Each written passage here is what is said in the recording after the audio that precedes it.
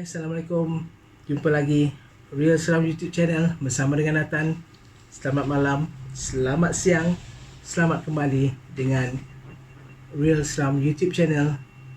Real Seram, kisah benar, keseraman hanya bermula di sini. Okey guys, inilah cerita yang akan Nathan kupas pada kali ini bersama dengan anda.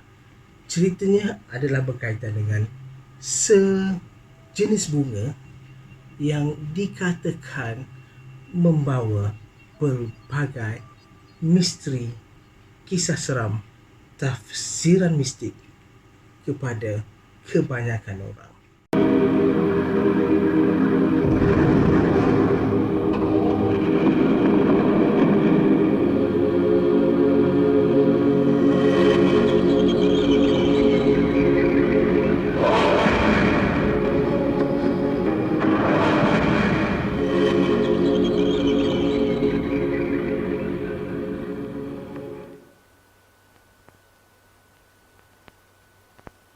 Atan sebenarnya terlintas kepada satu bunga ini selepas balik ke rumah ibu bapa Atan.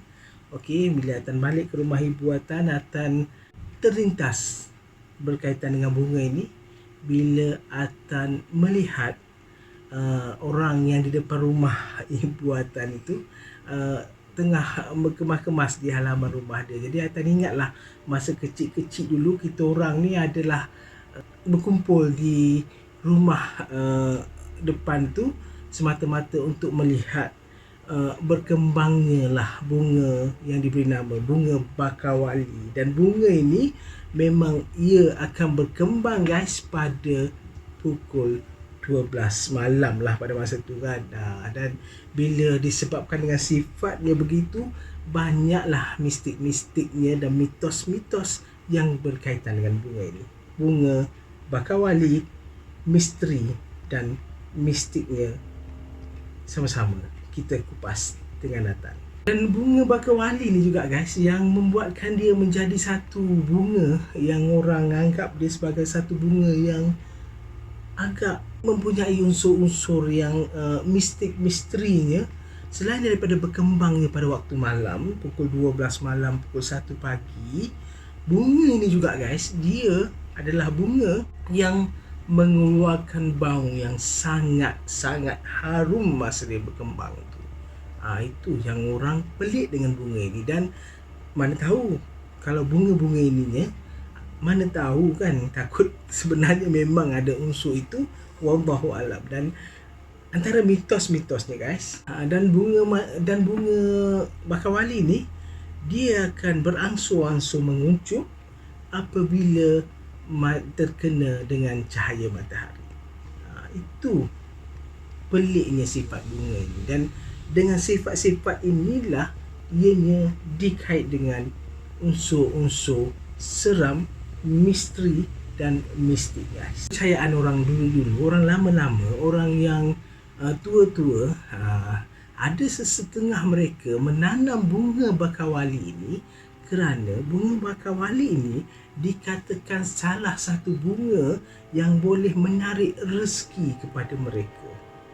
Kata orang dulu. Sebab itulah banyak bunga bakawali ini ditanam oleh orang dulu-dulu di halaman rumah mereka. Salah satunya selain daripada memberikan keharuman semasa ianya berkembang, kecantikan kepada penanamnya dan juga kecantikan kepada persekitaran rumahnya, bunga ini juga dikatakan membawa limpahan rezeki. Dan guys, bunga bakawali ni dalam bahasa Indonesia dipanggil bunga Wijaya Kusuma. Dia juga di bahasa ni ataupun nama ni juga diambil daripada bahasa Jawa kalau tak silap Atan. Dan bunga ni dikaitkan dengan seorang putera mahkota raja, yang mana dia kena petik bunga ini untuk dipersembahkan. Kepercayaan Indonesia ini putera Raja Mataram rasanya disebut putera Raja Mataram yang terpaksa memetik bunga ini sebelum bunga ini berkembang, sebelum menaiki tahta diraja. dan juga sebagai pengiktirafan bahawa ia adalah betul-betul seorang putera raja yang layak untuk menduduki tahta diraja.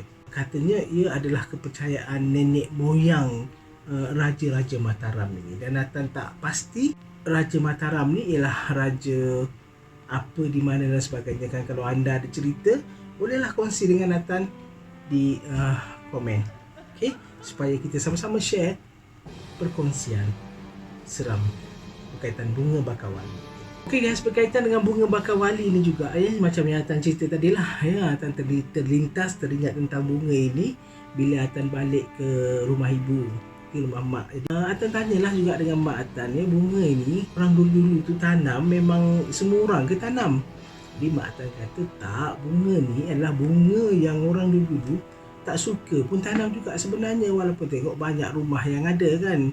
Dulu cuma dia kata sebab orang dulu kata, orang dulu percaya yang bunga ini dia hanya akan berkembang atau dia akan mekar sekiranya ditanam oleh orang-orang tertentu sahaja. Orang dulu juga menganggap bunga ini misteri, berkait dengan bunian dan sebagainya. Sebab itulah orang takut juga untuk tanam bunga ini pada satu ketika dulu.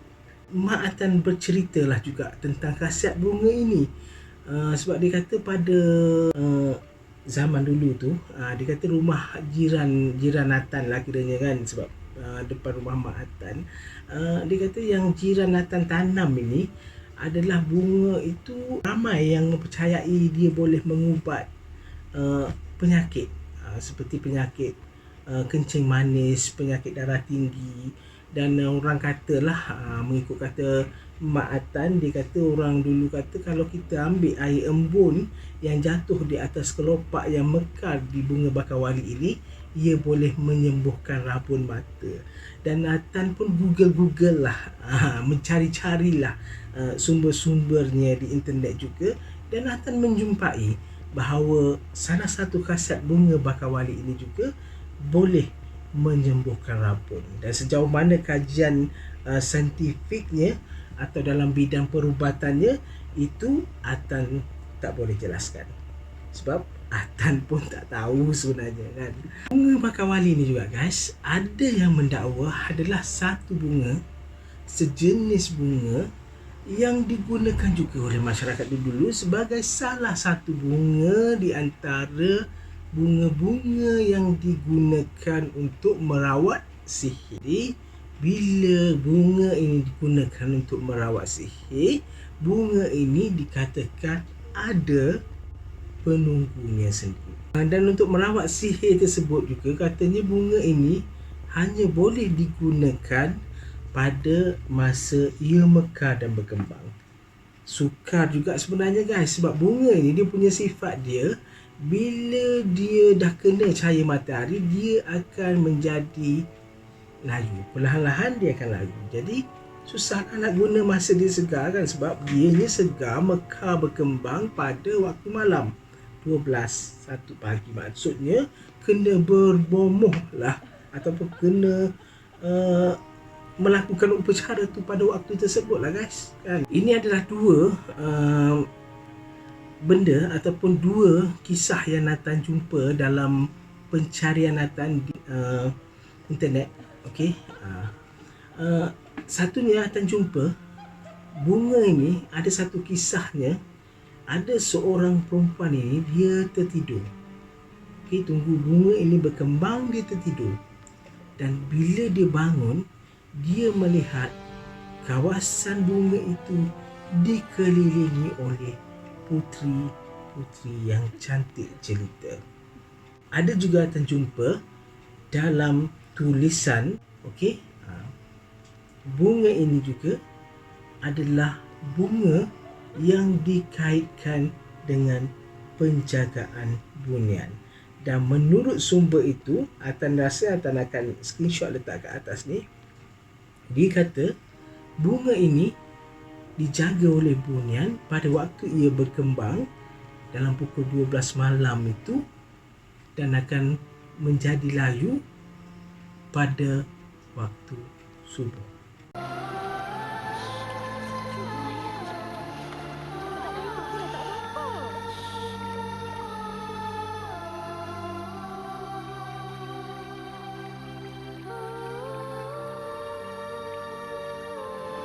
Yang satu ini Atan cakap macam mana ya? Yang Atan jumpa juga ialah berkaitan dengan cerita Dewa Krishna dengan Dewa Arjuna. Katanya Dewa Arjuna ni dah mati minum racun. Jadi Dewa Krishna ni pun bagilah 7 kuntum bunga Bakawali ini kepada Dewa Arjuna, dan Dewa Arjuna kembali hidup selepas memegang 7 kuntum bunga Bakawali ini.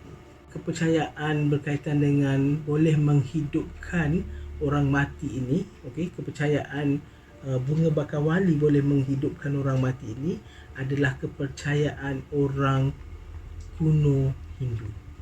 Okey, orang kuno Hindu mempercayainya lah. Sebab itulah keluarnya cerita Dewa Arjuna dengan Dewa Krishna itu. Okeylah guys, setakat itu saja perkongsian Atan tentang bunga Bakawali ni. Tiba-tiba terlintas teringat bila tengok jiran dekat rumah mak berkemas halaman persekitarannya.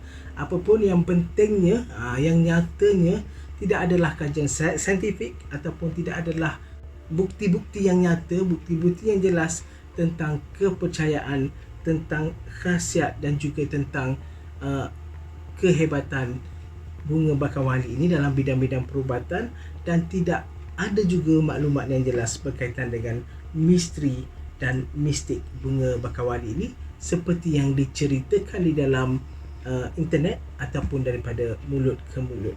Kerana bunga Bakawali ini tetap tinggal misteri, tinggal mistik. Sejauh mana kebenarannya, wallahu alam. Jumpa lagi guys. Like, share, subscribe, on notification bell untuk terus bersama dengan Atan dengan konten-konten seram, real seram, kisah benar, keseraman bermula di sini. Bye bye.